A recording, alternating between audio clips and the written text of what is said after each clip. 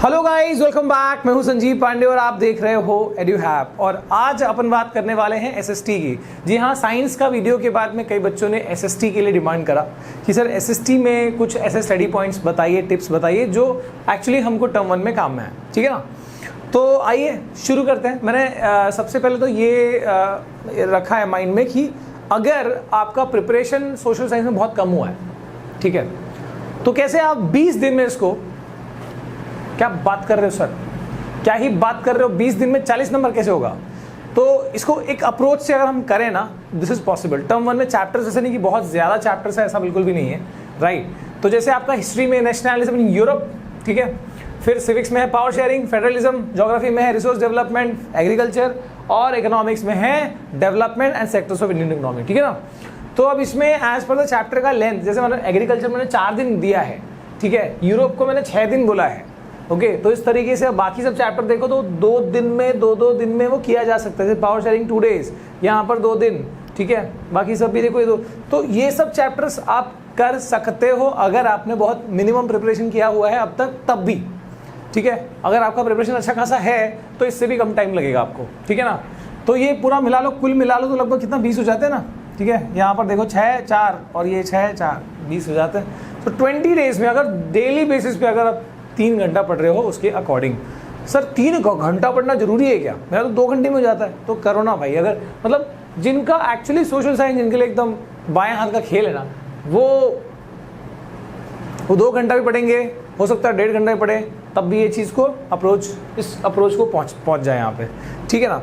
तो अब इसमें कैसे करना होगा, बिकॉज काफ़ी टाइम ऐसे होता है कि बहुत बच्चों के लिए कि सर ये बोरिंग है यार, नहीं होगा मेरे से, नहीं हो पाएगा, ठीक है। तो आपकी ना बहुत ज़बरदस्त चीज़ है यार, ये जनरेशन में बहुत बढ़िया चीज़ ये है, हर चीज़ का ना वीडियो अवेलेबल है ओपन सोर्सेस में भी, ठीक है ना।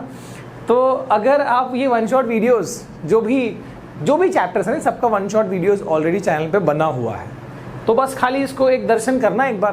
पहला देखो स्टेप है ये, स्टेप 1 में ये करना है, आराम से इत्मीनान से हेडफोन लगा के कोने में बैठ के, ठीक है, कोई डिस्टर्बेंस नहीं, सामने दीवार की तरफ से चाहिए तो फेस करके बैठ जाओ, ठीक है, और आराम से अपना किताब लेके उसको बैठ के, ठीक है, और पढ़ते जाएं आराम से, और जो इंपॉर्टेंट पॉइंट्स है उसको नोट डाउन करते जाएं, ओके। तो ये वाली चीज़ जब हो जाती है आपकी, मतलब आई होप कि अगर आप ये जो टाइम अगर स्पेंड कर रहे हो तो पहले दिन में ही आपका जो ये वीडियो वाला पार्ट अच्छे से हो जाएगा, इन चैप्टर का भी। बाकी सब चैप्टर में तो और भी कम टाइम लगेगा, मतलब पहले दिन के आधे टाइम में भी हो जाएगा, ओके। तो जैसे ये आपका हो जाता है, उसके बाद आपको एनसीईआरटी में जाना है, एंड दिस इज समथिंग जो कि बहुत बहुत इंपॉर्टेंट है। बिकॉज देखो एक अप्रोच क्या चल रहा है ना, कि बच्चे सिर्फ एमसीक्यू के चक्कर में भाग रहे हैं, सोच रहे हैं कि एमसीक्यू ही चलेगा तो एमसीक्यू ही पढ़ो। पर भाई वो एमसीक्यू बनेगा कैसे? क्या वो किसी किताब से बन जाएगा? नहीं, वो घुमा फिरा के कुछ नए सवाल तुम्हारे टेक्स्ट बुक से ही निकलेंगे, और टेक्स्ट बुक के ऐसे कोने से आएंगे ना कि फिर परेशान हो जाओगे।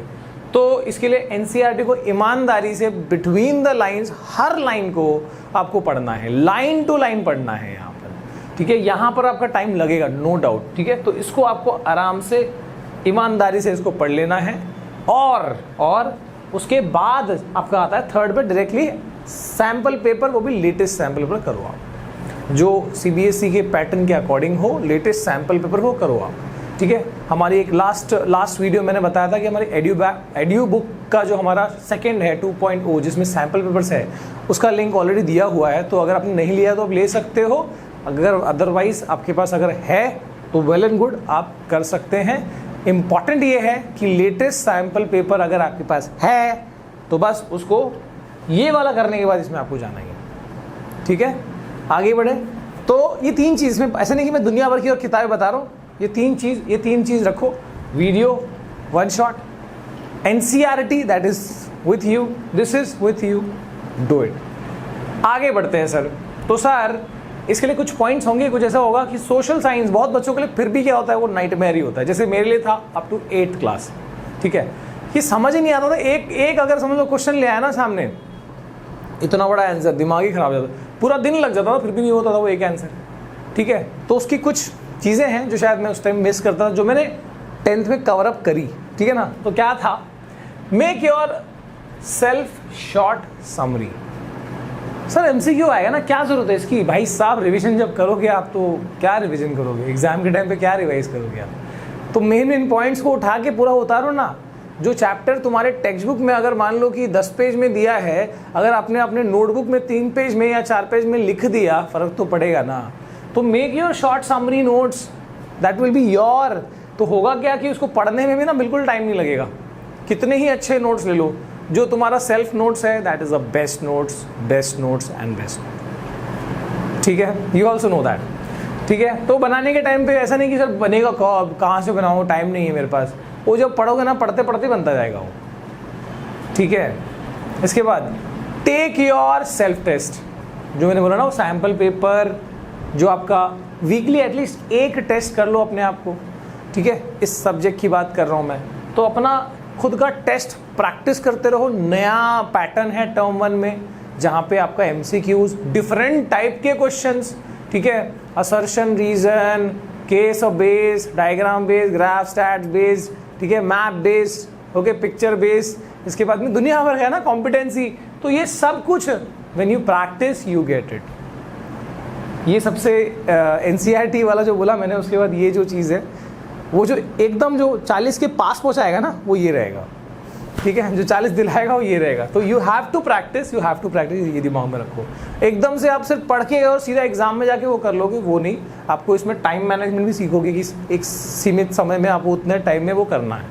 ओके, उसके बाद यहाँ पर होंगे बच्चे जो बोलेंगे सर हम तो नाइट आउल है, बट मैं अपना पर्सनल बता रहा हूँ, मुझे ना ये अर्ली मॉर्निंग जो है ना, कोई चीज़ ऐसी जो थ्योरी टाइप है ना, उसको पढ़ने के लिए बेस्ट लगता था। दिमाग फ्रेश होता था, नींद आने की कोई गुंजाइश नहीं, बिकॉज आप सो के उठे हो।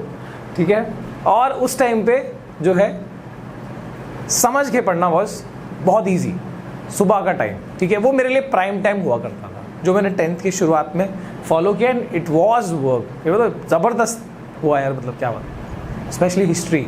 ठीक है, तो ये बेस्ट टाइम था मेरे लिए। आपके अनुसार नाइट वाला भी टाइम हो सकता है, let me know if you are in that category. But अगर जो बच्चे यहाँ के हैं या फिर बच्चे, आप लोग ट्राई भी कर सकते हो ये टाइम पे। अगर हो सकता है ना रात में नींद आ जाती हो या थ्योरी है नींद आ जाती है, ये टाइम बेस्ट हो जाता है। कुछ बच्चे होंगे जो दोपहर वाले भी होंगे, तो लेट मी नो, शाम दोपहर, है ना। ओके, तो इसके बाद लर्न एंड राइट, मतलब आप जब भी कोई टॉपिक पढ़ लेते हो ना, तो मैं बोला कि आपको ये बनाना है, अपना सेल्फ नोट बनाना है, तो आप उसको बंद कर लो बुक को, और उसके बाद याद सोच के उसको लिखना है, जिससे उस वक्त का भी याद हो गया, रिवाइज भी हो गया, दिमाग में फिट भी हो गया। तो ये चीज़ जो है ना ज़बरदस्त हो जाती है। लिख के पढ़ना बेस्ट होता है कभी भी। ओके, एंड देन फाइनली रटने की कोशिश बिल्कुल ना करें। ठीक है, जो गलती मैंने मतलब करी थी ना वो 8वीं तक बोले तो, ठीक है, तो ये बिल्कुल ना करें। कोई चीज़ रटने से, मतलब ऐसे कई बार होता था कि मैं पूरे दिन जो है ना एक छोटा सा पैराग्राफ लेके बैठा होता था और पढ़ रहा हूँ, दिमाग में बस ये माना हुआ है कि नहीं ये जा ही नहीं रहा है, ऐसे सोचा हुआ है। तो ऐसे नहीं करना है। ऐसे कई बार होता है कि आपका वो, आप बहुत ऑलरेडी मेंटली थके हुए हो, कुछ चीज़ आपने इतनी प्रैक्टिस करी है, साइंस पढ़ा हुआ है, उसके बाद आप ये लेके बैठे हो, दिमाग नहीं चल रहा है, थोड़ा गैप ले लो, बुक बंद करो, ठीक है, थोड़ा घूम के आओ, फ्रेश हो गया, उसके बाद पढ़ें। ठीक है, किताब खोल के अननेसेसरी अपने आप को डिस्ट्रैक्शन की तरफ जो है वो ना ले जाए। ओके, तो उससे अच्छा है कि जब आप फ्रेश हो जाओ कि भाई हाँ भाई अभी मैं फ्रेश हूँ, उस वक्त बैठो और अपने सारे डिस्ट्रैक्शन को, अपने फ़ोन शोन जो भी है सबको दूर कर दो, और जब आप बुक पढ़ रहे हो तो बुक पे ध्यान लगाओ। हाँ, फ़ोन जब वीडियो देख रहे हो तब तो काम आएगा, बट अगेन नोटिफिकेशन सब। ठीक है, तो ये जो है ये गलती बिल्कुल ना करें। बहुत लोग होते हैं बोलते ये तो रटने वाला सब्जेक्ट है, ऐसा नहीं करना है, वो समझ के पढ़ना होता है। समझ के पढ़ना और रटना, उसमें ऐसा होता है कि आप अगर खाली रटे हो तो समझ ही नहीं रहे हो, दिमाग को एकदम बंद रखा है, कान खुले रखे हैं, बस ऐसे ही हो रहा है, तो भाई वो डिफिकल्ट हो जाएगा। समझना बहुत ज़रूरी है उसके अंदर। ठीक है, और जो मैं सेल्फ नोट बोल रहा हूँ इसमें आप क्रोनोलॉजी हो आपका, या फिर जैसे एग्रीकल्चर चैप्टर है तो उसका आप जो भी पॉइंट्स, कोई क्रॉप से रिलेटेड पॉइंट्स है, कहाँ होता है वो है ना, जो स्टेट्स है वो सब आप लिख रहे हो, तो शॉर्ट फॉर्म में वो सब कर सकते हो। हिस्ट्री वाले में डेट इवेंट, ठीक है, पूरा क्रोनोलॉजी बना सकते हो। ओके, बाकी सब्जेक्ट्स में भी वो किया जा सकता है, कहीं पे फ्लो बन सकता है, फ्लो चार्ट की तरह। तो दैट इज़ ऑल पॉसिबल, आपकी क्रिएटिविटी पे होगा। एंड ये चीज़ जो है ऐसे बनाओगे ताकि आपको समझ में आए जब आप रिवीजन कर रहे हो। ठीक है, तो इसी के साथ आई होप कि आप लोगों को ये पॉइंट जो है वर्क वर्क करें। एंड इसमें से कौन सी वाली है जो आप ऑलरेडी रिलेट कर रहे हो कि हाँ भाई ये तो मैं करता हूँ, और या फिर कुछ ऐसी पॉइंट जो मैंने मिस कर दी हो जो आप बता सकते हो। Let others also be benefited, ठीक है। So yes, thank you for watching.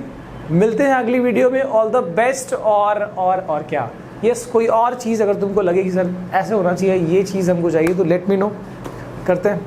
Bye bye guys. और एक संडे को मेंटी आ रहा है, ठीक है, स्पेशल है, देखते रहना कम्युनिटी पे। ओके गाइस, चलो बाय।